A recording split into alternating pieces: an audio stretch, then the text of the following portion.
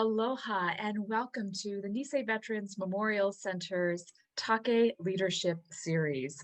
TaKe, of course, means bamboo in Japanese, known for its strength, resilience, and flexibility during difficult times.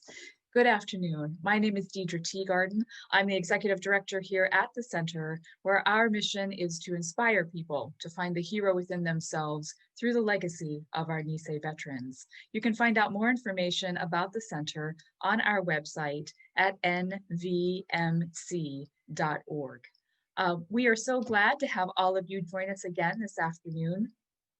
Today, we are having a really nice conversation with Ms. Sharon Suzuki, President of Maui County and Hawaii Island Utilities for Hawaiian Electric.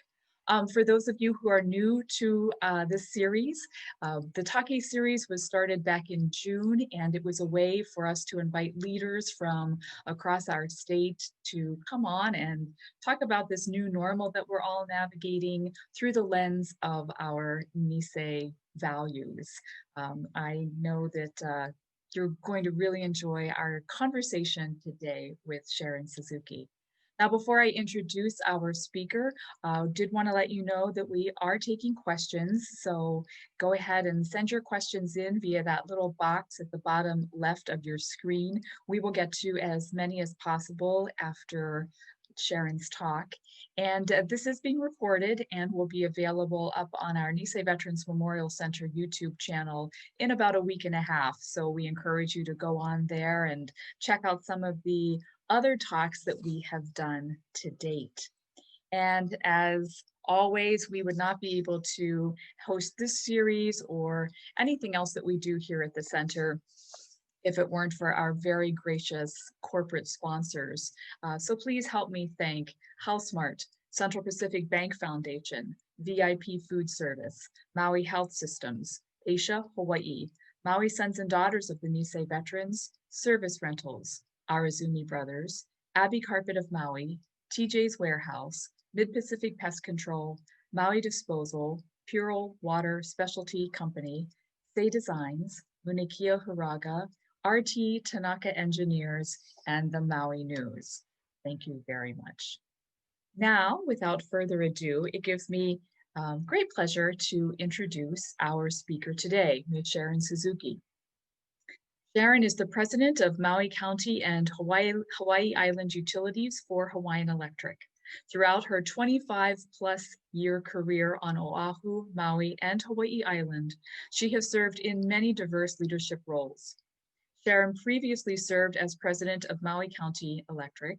She also was manager of renewable energy services and the project resource manager for the corporation's Customer Information System project on Oahu. She served as Maui's Manager of Customer Service, Oahu's Director of Customer Account Services, and Program Manager for the Residential and Commercial Industrial Energy Efficiency Programs on Oahu. Active in the community, Sharon serves on the boards of the Hawaii Island Economic Development Board, Hawaii Island Chamber of Commerce, Maui Economic Development Board, Maui Hotel and Lodging Association, the American Red Cross of Hawaii Maui Advisory Council. She also serves as chairperson of the Seroptimist International of Maui's Youth Citizenship Awards. Sharon holds a Master of Business Administration in Finance from California State University at Fullerton and a Bachelor of Arts in Economics and Japanese from the University of Michigan.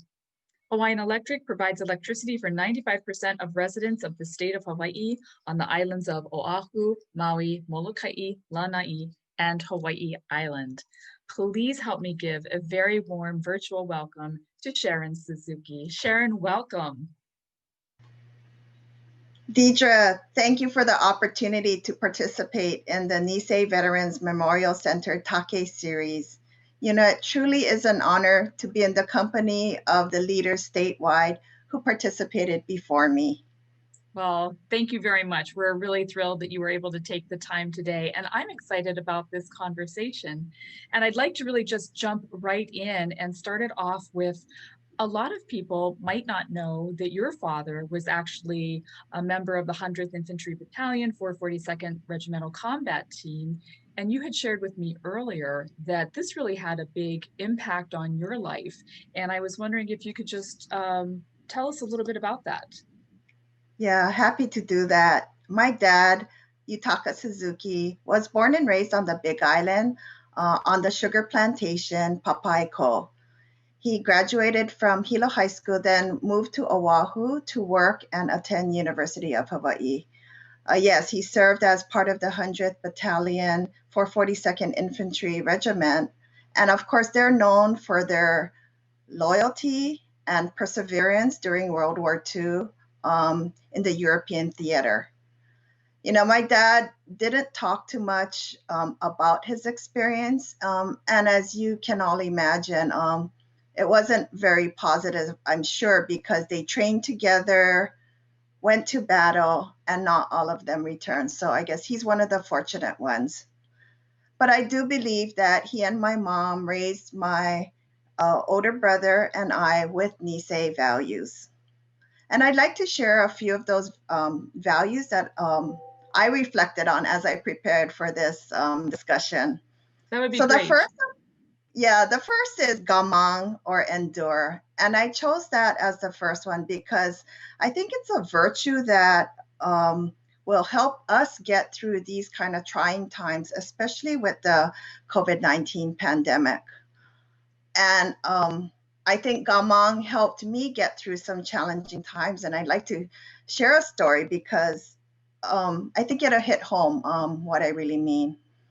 So after graduating from high school, I went to Castle High School, grew up in Kaneohe. I went to the University of Michigan in Ann Arbor to pursue my degree in Japanese studies. And I remember a day when I was walking back to my dorm for lunch after my Asian studies class, and I was overwhelmed with a sense of homesickness. And I just started crying. So I'm walking by myself in this gray skied community. And I went straight to my dorm room and called home. And my dad told me, well, Sharon, you can stick it out or you can return home and transfer to UH. So he gave me options. And I really had to dig deep down and decide what I wanted to do. But I think just knowing that I had an option, because of course at 18, away from home, everything seemed so horrible at that time. But I decided to stick it out and graduated. And it was a really proud moment for my parents. Yeah, I am sure. And that, that's gammon. I mean, we talk about gammon all the time, and that is such a core value of Japan and of our Nisei veterans. But talking about Japan, you spent a lot of time in Japan throughout different parts of your life, and in fact, you studied Japanese at the very prestigious Kokusai Kiristokyō Daigaku, international, the Christian University, and that must have had a really big impact on you as well. Can you share a little bit about that? Sure. So I did a couple stints in Japan, and the first time it was a 4-week homestay program after my junior year in high school through Punahou's Pan Pacific program. So that program actually, I guess, I fell in love with Japan, and it really changed my focus from, imagine this, at one time I was thinking I wanted to be an engineer because I liked math. But then I decided, no, maybe I'll become a Japanese language teacher. So that was why I chose Michigan. They have a great program. The second time was, of course, during my junior year in college, because as a Japanese major, I wanted to do an exchange program with International Christian University. It was a great experience because I think what I learned by living abroad is that I had to be flexible and adaptable. And Deidre, you mentioned earlier, TaKe, being resilient. I know TaKe or bamboo as, You know, the bamboo bends with the wind, but it is strong and grounded.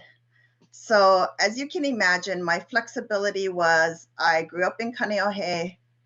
I moved to Michigan. I had to adjust to the weather and the culture there. Then I went to Japan and had to adjust to the Japanese in Japan, or the Japanese culture in Japan, which is a little different from the Japanese culture in Hawaii.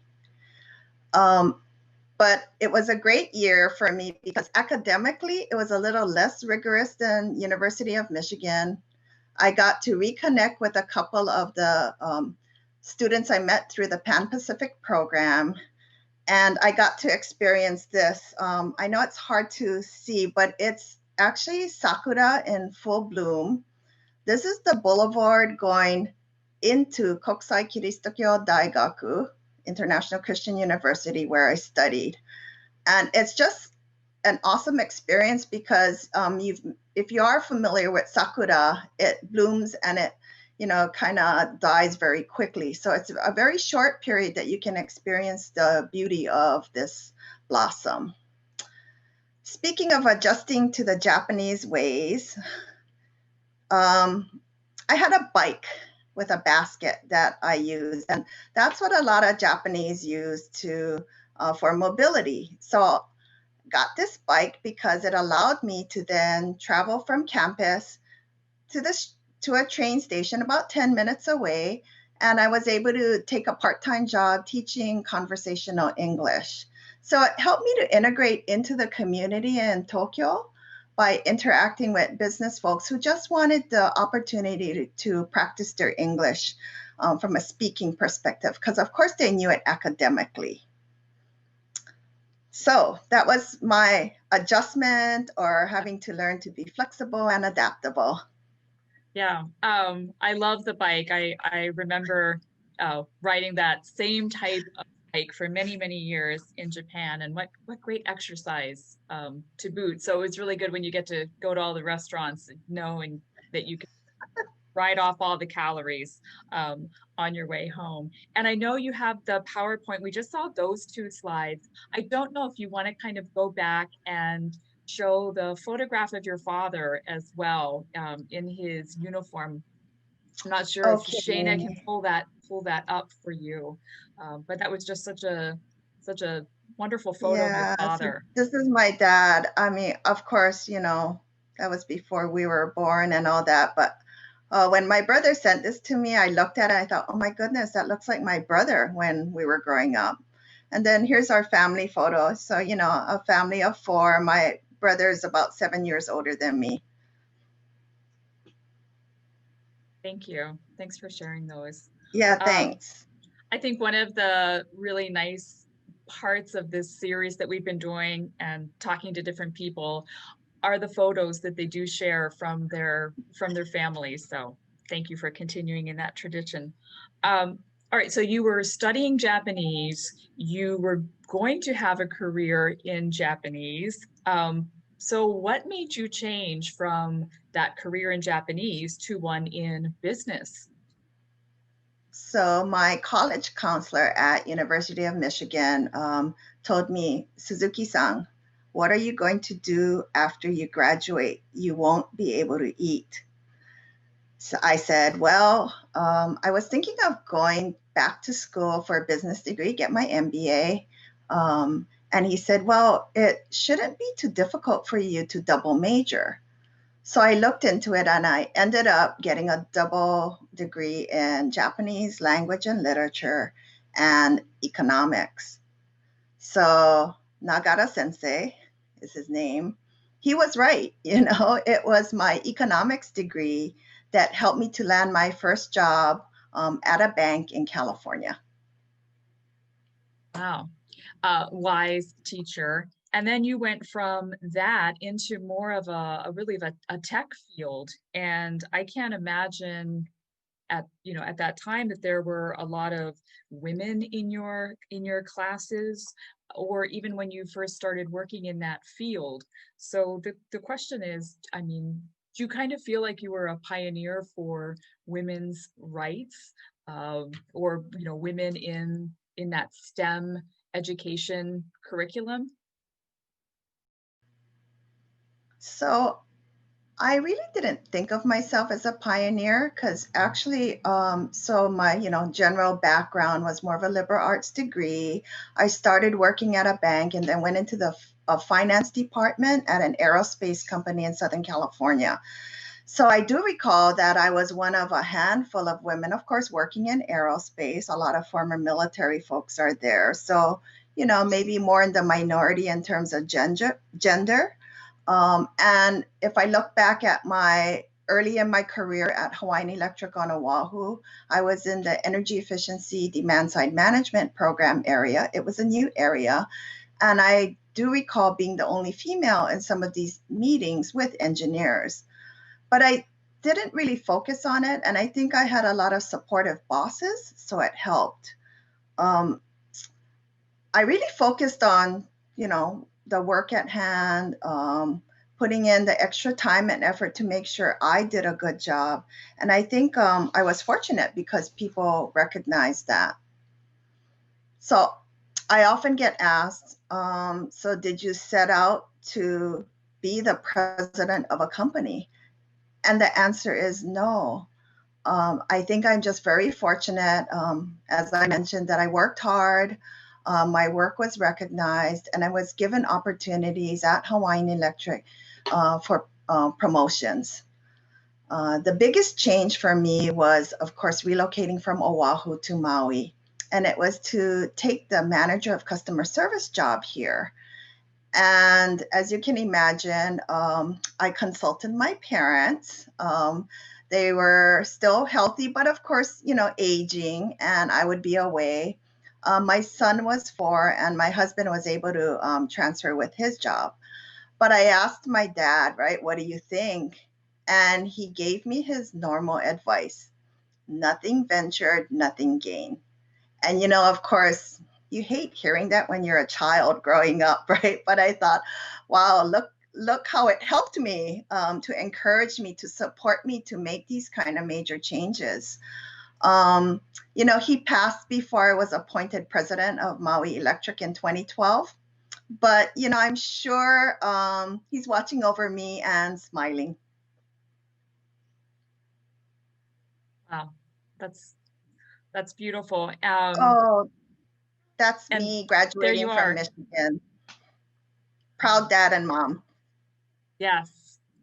I love that, nothing ventured, nothing gained. And it seems like you've really taken that a lot, throughout your career and all your leadership roles. What do you think makes a good leader? Do you think gender has any role in that? What are your thoughts on that? So I think a good leader is someone who will listen and learn and can surround themselves with good people. So surrounding yourself with good people, I mean, recruiting for a positive attitude, and of course the aptitude to do the work, right? But um, I've been fortunate in that respect, because I have been surrounded by great people. I use more of a collaborative style, is how I describe my leadership style. And I think it's supported by an early experience as program manager at Hawaiian Electric in the energy efficiency program area, where I was responsible for coordinating and planning these meetings with solar contractors. And one day, my admin assistant then offered to help me. And so I passed it on to her, and she actually did a better job than I did. So it taught me early on in my career, I think, the power of delegation, right? So if you can let go sometimes, I mean, you can get a lot more accomplished because then I could focus on other matters or issues. So as I moved on and started formally supervising people, I did kind of think from a leadership perspective, what would help guide the team? And I came up with what I call my leadership philosophy. And it's easy to remember because it's 3 C's. It's communication. Two-way communication is important between my direct report and myself, or my employees and myself. The second is continuous improvement, a philosophy I believe in, right? not just for the employee, because of course, if they are interested in improving themselves, bettering themselves, the company in turn will be better. And the third is collaboration or teamwork, because again, can't do it alone. Implementing those efficiency programs took a whole team with different skill sets. I had kind of the finance business background, and then others administrative, and of course we had technical engineers helping with the technical matters. Another value that my parents instilled in me is integrity. And I guess I never appreciated how critical it was till I was in a leadership role and put in a negative situation, right? Something went wrong. And I thought it really puts you to a test. Do you have that grit, and do you stand behind it with your integrity? And again, fortunate that I could communicate openly with my team. We'd kind of grumble together and complain about how it's so bad, but I needed to turn it around. So I used the term turning the table, right? But it's turning a negative into a positive. And now what can we do to move forward? That's all we can control, right? We can't control the past. We can control what we do to move forward and come up with ideas or solutions to that issue, right? And for sure, taking the high road, right? I mean, because sometimes it's easy to just keep grumbling and pull ourselves down, but really to take the high road and just do the right thing. So in the back of my head, what I hear from my parents, right? What dad would lecture to me is, don't bring shame to the family. And it centers around the Japanese terminology, giri, or duty and obligation, right? So not in a bad way, but hold up the integrity and the credibility and the reputation of our family, right? We don't want to be embarrassed. So we need to work together. So it's very similar, I think, to the values of Ohana that we have locally, right? Where it's team effort, working together, people know people. I think we were speaking earlier about this. We call these values the Nisei values, but truly, as you just said, they are the values of Ohana, the values of Aloha, and they really transcend any ethnicity. And giri and haji and shame, are so fundamental to Japanese culture. And I think, was it Governor Ariyoshi had written his memoirs, and I think he titled it, like, "Don't Shame the Family." And so true. And so obviously that was something very important to you as well. Can we pivot a little bit and talk about Hawaiian Electric Company right now, and what has the company, what have you done during COVID to make things easier on the community? Oh, absolutely. So, of course, COVID has affected everyone, including us. Yes, we're an essential business, so we're still open and still working, but we also had to pivot or adjust. And, like TaKe, had to adjust and stay resilient. Our commitment is to really continue to provide reliable service to the communities that we serve on 5 islands. And it ties to giri, or that obligation. I think our team at Hawaiian Electric takes that obligation to serve very seriously. So we had to make adjustments. For example, we had to stagger shifts. So folks who work in the field but report into the office first didn't all report in at the same time, staggering. So to minimize risk or mitigate the risk. About 50% of our employees are working remotely. I'm one of them, except when I need to go in to sign documents, right? But we're saying, if you can work from home, and we found it to be more effective than we ever thought. If you can work from home, because I think we can protect or mitigate the risk of the employees who have to go into the facilities, right? Whether it's a power plant or administrative offices or system operations center.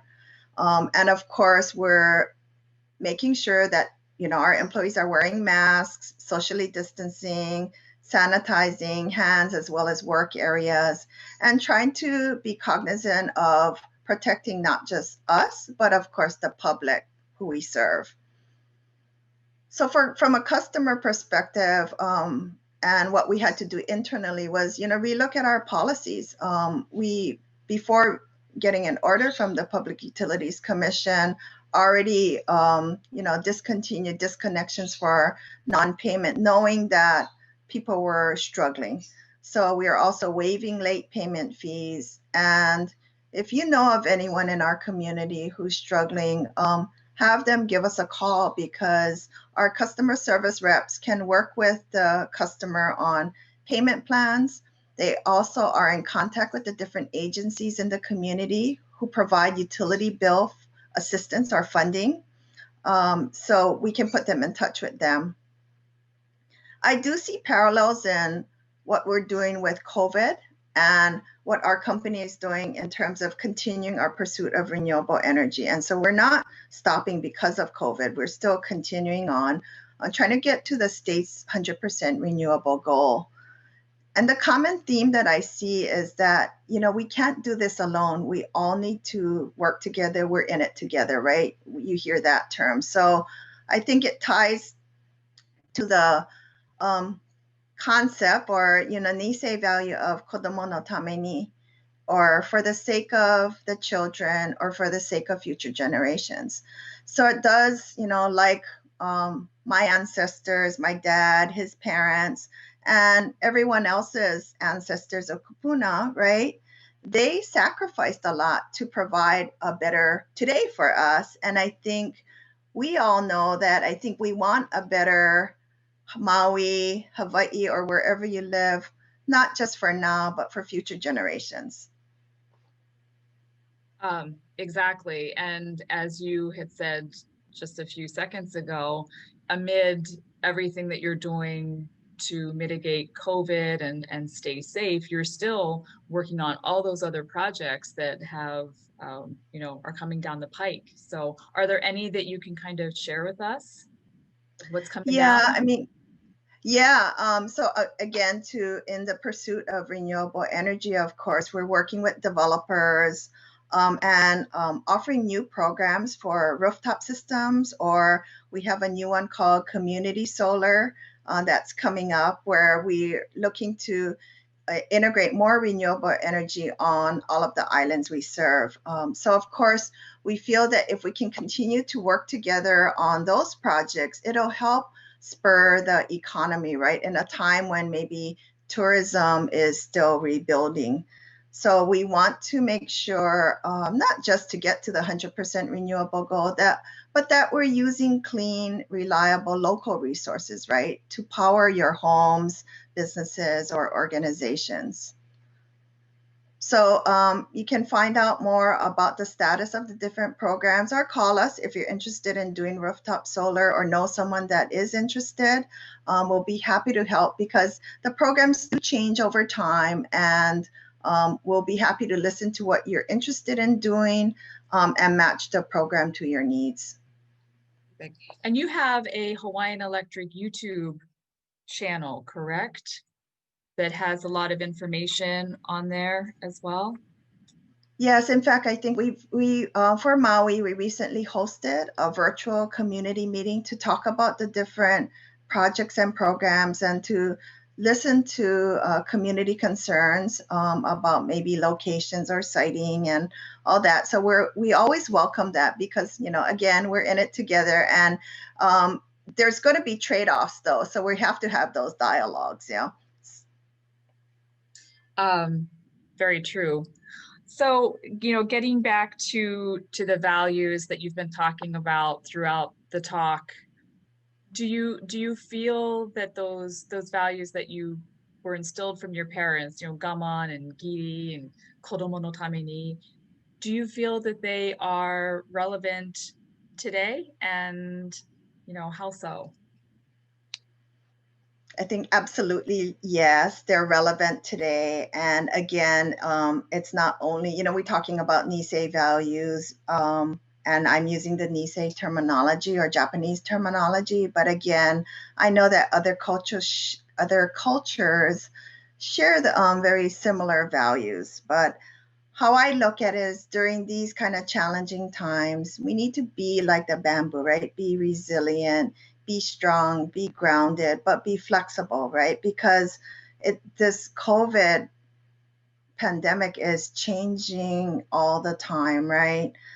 And we need to gaman and endure, sacrifice, or be inconvenienced, right? I mean, hats off to the frontline folks in the healthcare business and emergency response who have to wear masks all the time.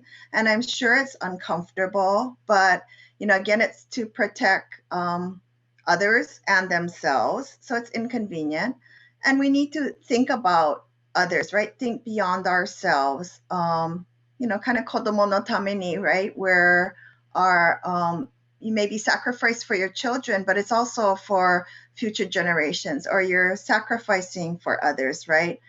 And all with a sense of respect or duty and obligation, giri. So that's kind of how I wrap in the terminology that I used in my talk today to summarize.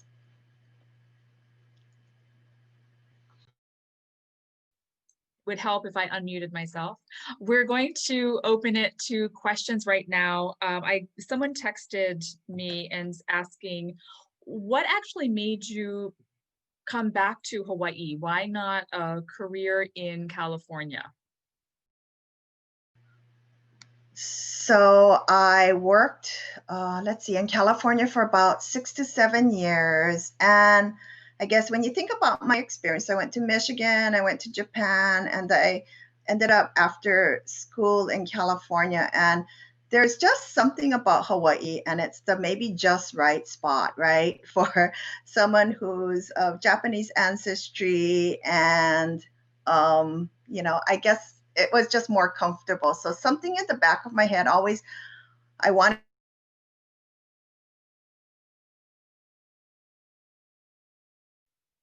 My last job in Southern California was in consulting and finance. So, my MBA was with a finance emphasis.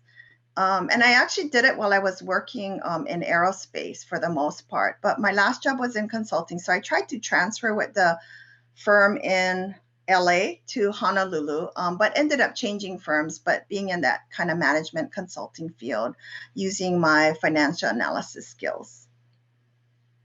Okay.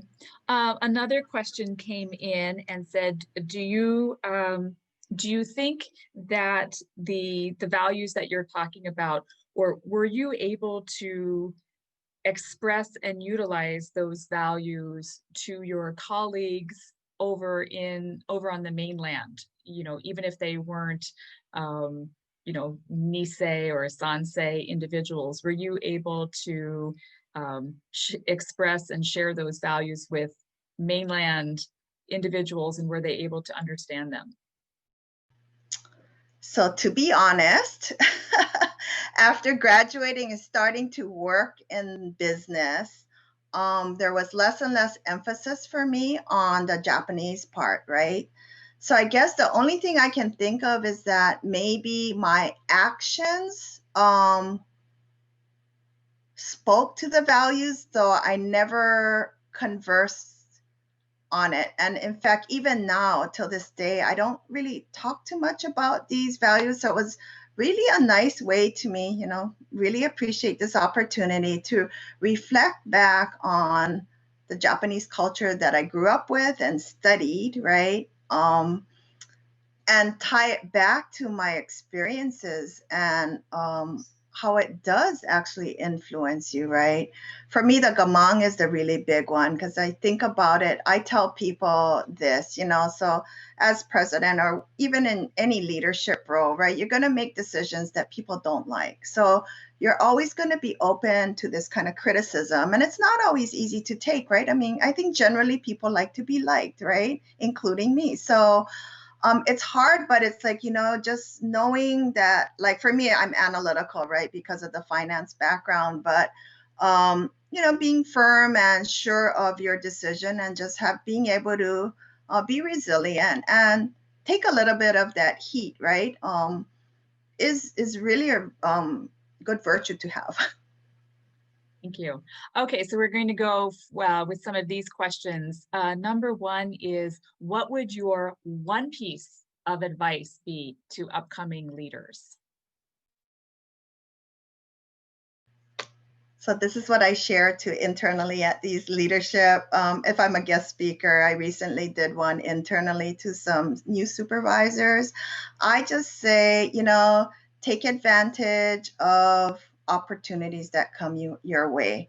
So my, I guess, advancement in a way within Hawaiian Electric wasn't always up, but it's sometimes going lateral, but getting a different experience, right?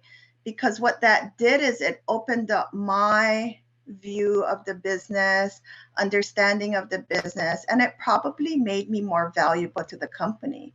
So being in the president seat has been, of course, challenging at times, but a wonderful experience to see the bigger picture of the company, to see how the different areas, how complex the business is, but how being able to rely on strong people, right? Going back to recruiting well, surrounding yourself with great people, work can get done. You provide more guidance at the top, more strategy and direction. So take advantage of opportunities that come your way. So, being willing to recognize them is also important, right? That, hey, maybe a change at this time is good, even if I'm really, really comfortable in doing what I'm doing. So that has happened to me too. I was sometimes highly encouraged to make a change when I really didn't want to. And, I think it made a difference. So kind of along the lines of your father's, nothing ventured, nothing gained. Correct. Words of wisdom. Yes. So if someone is interested in solar programs that are currently being offered, such as, PPAs or selling your power back to the utility, is this something they would call your office about? How can they get more information on that? Yeah, I think there's some information at the website, but please call our offices and ask for the Renewable Energy Group. And, if it's a large scale project, we're generally doing that through a competitive bid process or request for proposal process. But, we can direct you to where on our website, and all that. So the best is to call us and ask for the Renewable Energy Group. Here's one. As a woman, do you feel you convey the Nisei values differently than Japanese men?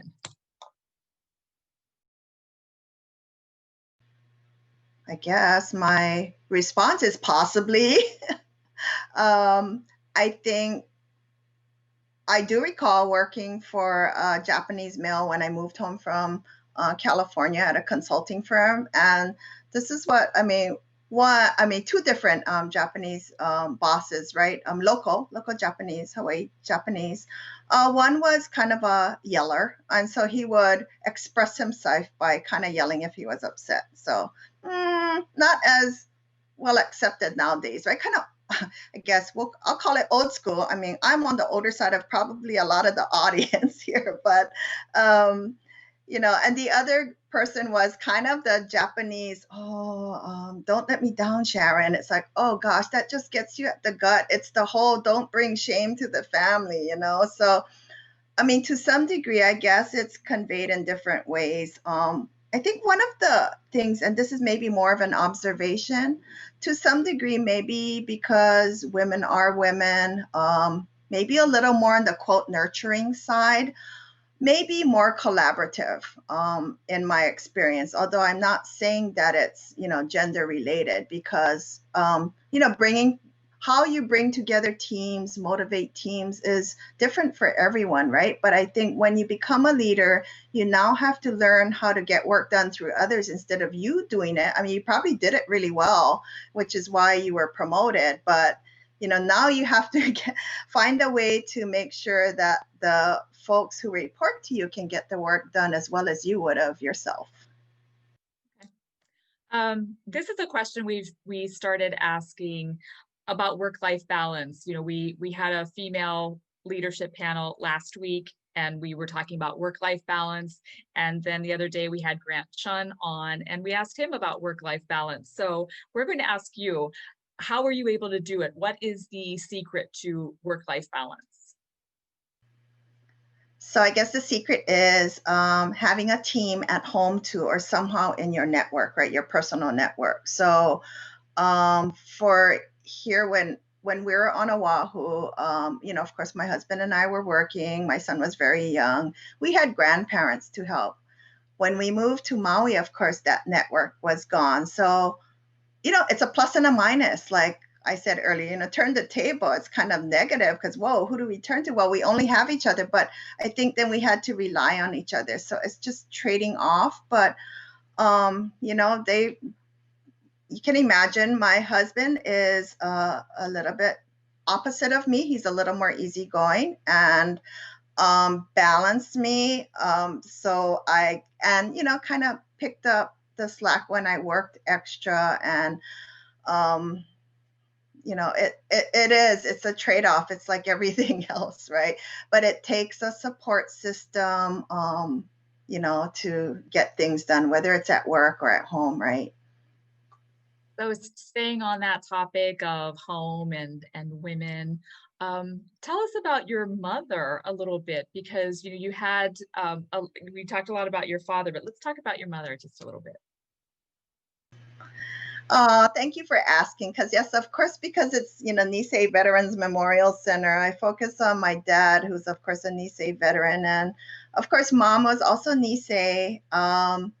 She grew up in Honolulu, and I'd say had a little easier life than my dad. But she's kind of the balance too, because dad was. So I get my drive and focus, I think, from my dad, but the people side probably came from my mom because I'll share that when I was in high school, I was active in the student government and in band. I played the percussion. So we had a lot of practice because we were very active in the marching band and we did parades or, competition in the Aloha Week parade in Honolulu and halftime shows. So I spent a lot of time at practices for band, and dad, of course, knowing, given his experience, thought, wow, you should have been in the speech club or, learning to communicate better because it's going to help you later, in life, which of course he was right.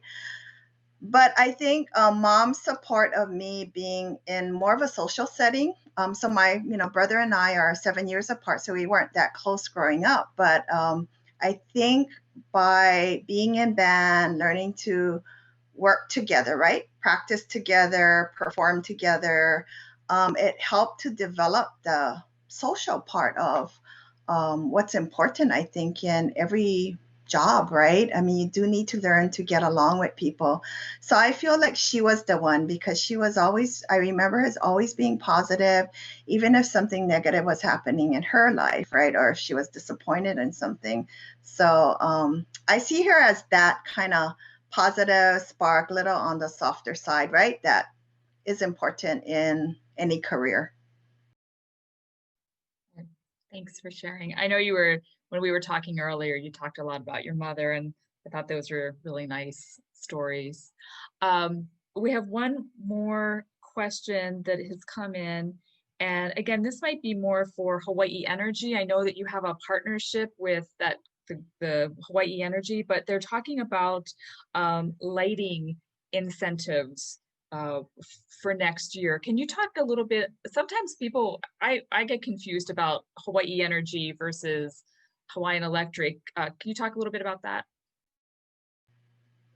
Yeah, so Hawaii Energy is the entity who's hired by the Public Utilities Commission to administer the energy efficiency rebates. So I am not that close to exactly what their current rebates are, but at one time this is the area that I started. It started in the utility, and that's my first job at Hawaiian Electric on Oahu. So it's something near and dear to my heart.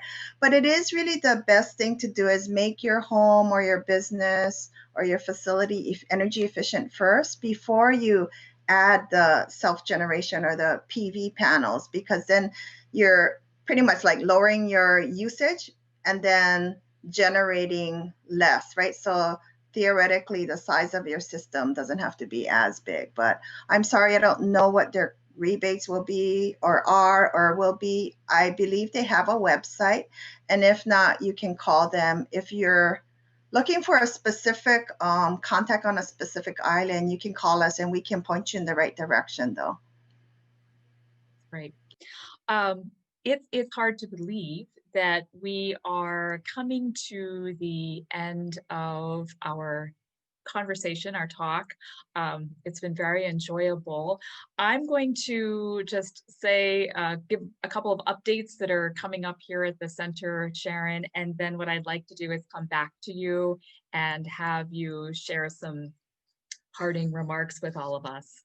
But for everyone who has joined us today, as always, thank you so much for being here. We really appreciate your engagement. As I said, this is being recorded and will be available on our Nisei Veterans Memorial Center YouTube channel. So please make your way over there and linger for a little while.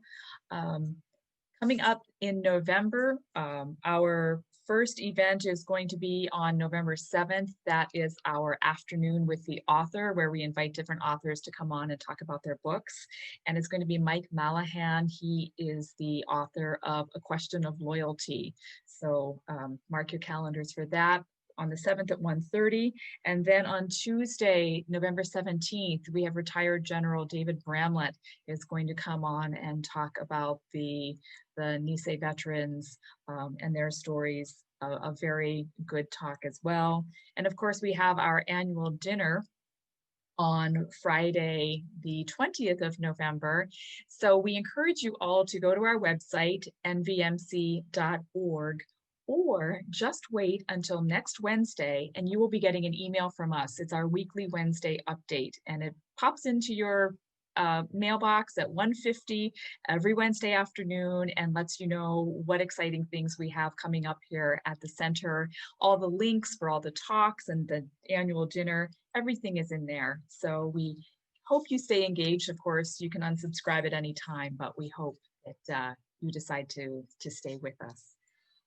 So again, thank you all for being here. Thank you, Sharon and Shana. Shana is the person doing all of the slideshow. Thank you so much. Thank you, Sharon, for taking your time today. It's been really lovely talking to you, and I'm going to turn it over to you for some closing remarks. Thank you, Deidre. It's been very enjoyable for me too. The last Japanese value I'd like to share is okage-sama de. Thanks to you, I am who I am. So thanks to those of you who've been a part of my journey, those of you who crossed my paths. Here's my work family on Hawaii Island, Maui County, and to my family at home. You all have made a difference. You've helped me even more than you can maybe imagine, because I can remember a time when I was going through a challenging period, and it was someone just saying good morning with a smile that helped me to get through that challenging period, to help me to gamang and endure, and made it so worthwhile. Deidre and the Nisei Veterans Memorial Center, thank you for pivoting and hosting this TaKe Leadership Series. Thank you for allowing me to participate. And thank you for what you folks do each and every day, for continuing to honor the Nisei veterans like my dad. Mahalo and arigatou gozaimasu. Arigatou gozaimasu. And to all of you, thank you so much. Be well, stay safe, and until we meet again, ahui ho. Aloha.